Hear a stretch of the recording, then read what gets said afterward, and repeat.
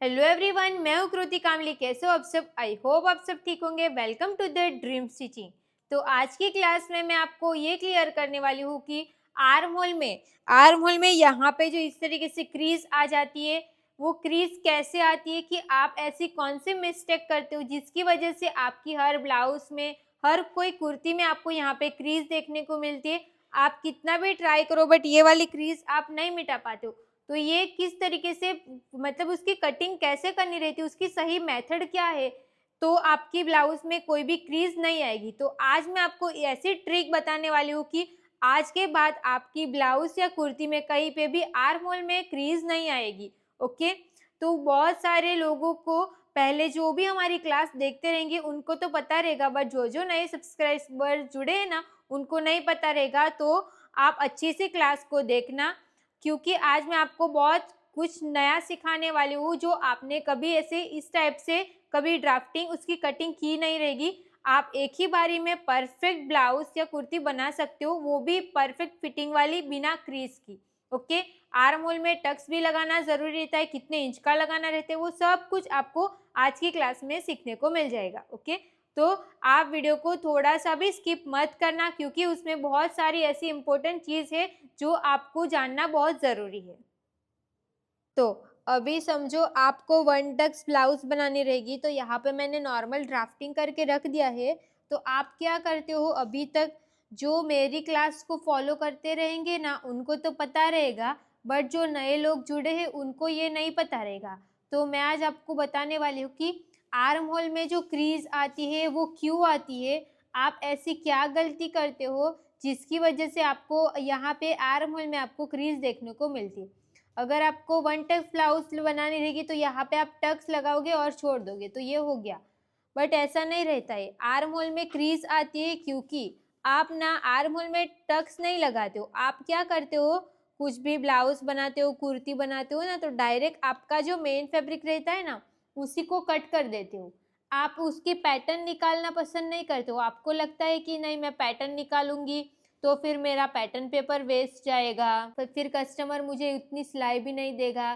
तो मैं पैटर्न निकालूंगी, फिर उसको कट करूंगी, फिर उसको मेन फैब्रिक पे रखूंगी, फिर उसको स्टिच करूंगी, तो मेरा बहुत ज़्यादा टाइम वेस्ट हो जाएगा, ऐसा आप सोचते हो। बट ऐसा नहीं सोचना है आपको। अपना काम ना क्लाइंट को परफेक्ट दिखाना है कि आप अच्छा काम करके दे रहे हो, तो ही आप उसका चार्जेस बढ़ाओगे तो सामने वाला भी आपको चार्ज देगा। क्लियर हो गया? तो सबको पैटर्न निकालनी ही है। पैटर्न पहले पैटर्न पेपर पे या फिर आप ब्लू अस्तर पे, जैसे मैं निकालती हूँ वैसे आप निकालो, फिर आप कुछ भी गारमेंट बनाओ। ठीक है, अब मेन पॉइंट हमारा आज का क्या है कि हमें आर्म होल में टक्स लगाना रहता है।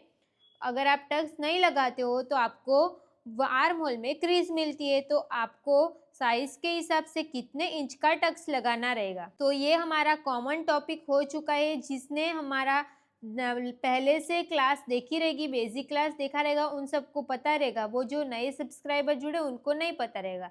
तो मैं आज का पॉइंट, आप सिर्फ आर्म होल में टक्स कैसे लगाना है ना, वो मैं अभी सिखाने वाली हूँ। तो जिसको जिसको डाउट रहता है तो आप ध्यान से देख लेना, ठीक है। उसके लिए हमें waist and armhole tucks का चार्ट देख लेना है। जैसे कि अभी समझो मेरी चेस्ट है 30 की मेरी चेस्ट है, तो 30 हमारी फर्स्ट लाइन में आ रहा है ना, और आर्म होल में मैंने टक्स कितने इंच का लिखा है, 0.75 इंच का। तो 0.75 इंच का मेरी साइज में आ रहा है। आपकी साइज समझो 32 है, तो 32 कौन सी लाइन में जा रहा है, सेकेंड लाइन में। तो यहाँ पे कितने इंच का टक्स लिखा है, 1 इंच का। तो आपको आर्म होल में 1 इंच का टक्स लगाना रहेगा।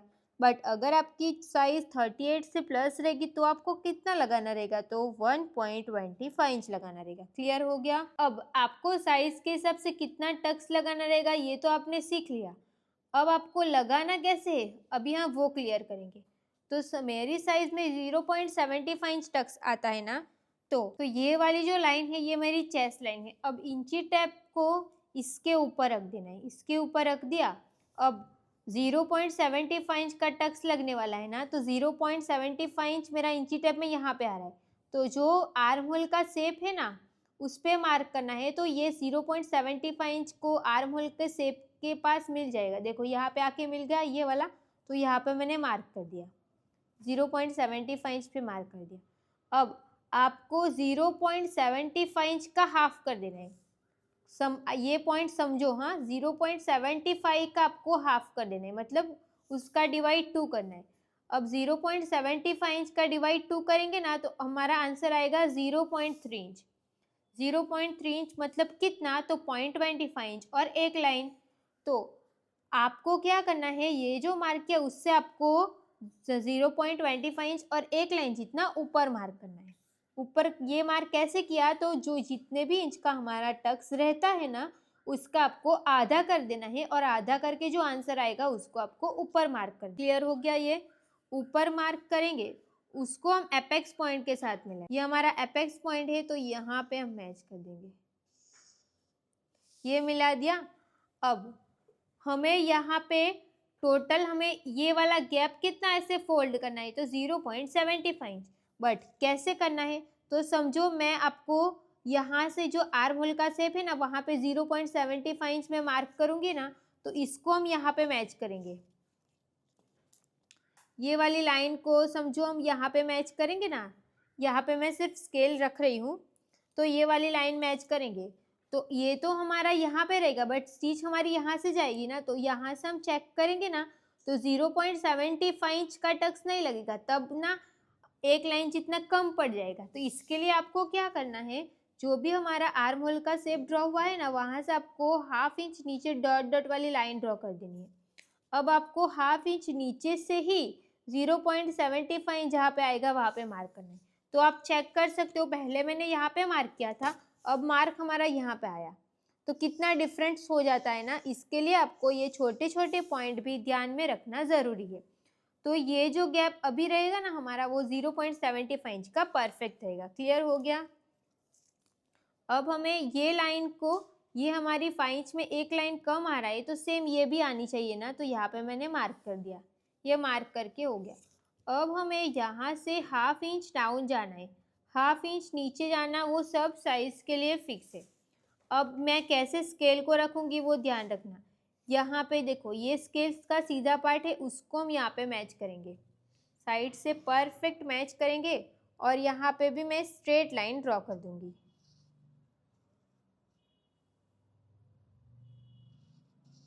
स्ट्रेट लाइन ड्रॉ कर दिया। अब हम स्केल को इसके ऊपर रखेंगे इस तरीके से और यहाँ पे भी हम स्ट्रेट लाइन ड्रॉ कर देंगे। ये मैंने स्ट्रेट लाइन ड्रॉ कर दिया। अब हम यहाँ पे फ्रेंच कर्व सेट करेंगे और शेप ड्रॉ कर देंगे, तो ये जो रहेगा ना वो हमारा माइनस हो जाएगा। ओके, ये कटिंग हो जाएगा। तो अब आप सोच रहे होंगे ये ऐसे गया, ये ऐसे गया, ये तो ऐसे गया, तो ये इसका ये मैंने क्या किया। तो अभी आपको मैं इसको कट करूंगी ना तो ही आपको पता चल जाएगा। अब मैं इसको कट करूंगी ना तो सारे डाउट आपके क्लियर हो जाएंगे।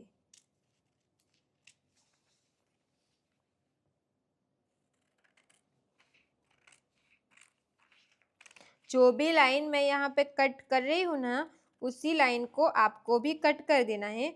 और ये सब कुछ आपको सीखना रहेगा ना तो आप बेसिक क्लास से सीख सकते हो, और वो सब कुछ आपको मेंबरशिप में मिल जाएगा, जो सब्सक्राइब के बाजू में ज्वाइन का ऑप्शन रहता है ना वहाँ पे। तो वहाँ पे ना मैंने एकदम क्लियरली उसमें समझाया है, तो आप वो वाली क्लास ज्वाइन कर सकते हो।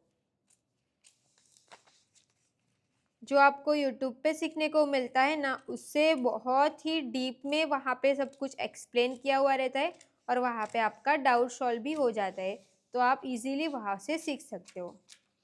जो भी ये पार्ट है ना उसको हम एक्स्ट्रा ही कट करेंगे।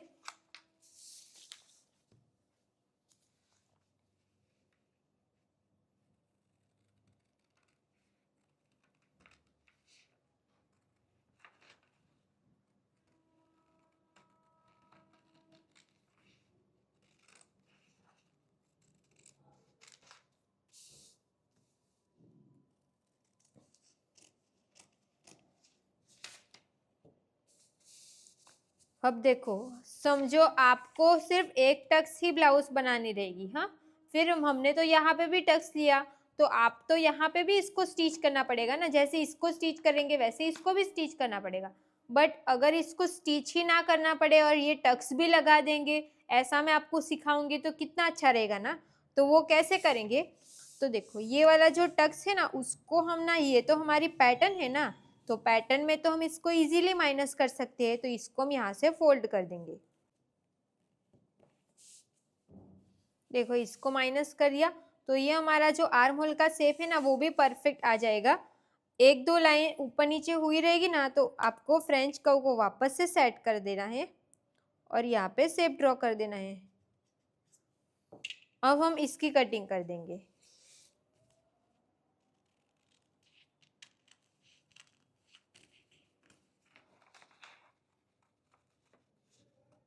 तो देखो हमारा आर्म होल छोटा हो गया, पहले हमारा आर्म होल बड़ा था अब छोटा हो गया। ये आर्म होल आपको साइज के हिसाब से परफेक्ट सेट आ जाएगा। तो अब देखो ये टक्स को मैंने माइनस कर दिया, ठीक है, ये माइनस कर दिया। अब आपको जब आप फैब्रिक कट करोगे ना तब आपको यहाँ पे स्टिच का ऐड कर देना है, मतलब कि इसको सिलाई लगाना रहेगा ना, तो यहाँ पे थोड़ा सा कपड़ा ऐड कर देना और स्टिच लगा देना। तो ये वाला टक्स हमने पैटर्न में ही माइनस कर दिया, तो यहाँ पे क्रीज भी नहीं मिलेगी आपको और आपका वन टक्स भी हो गया, ठीक है।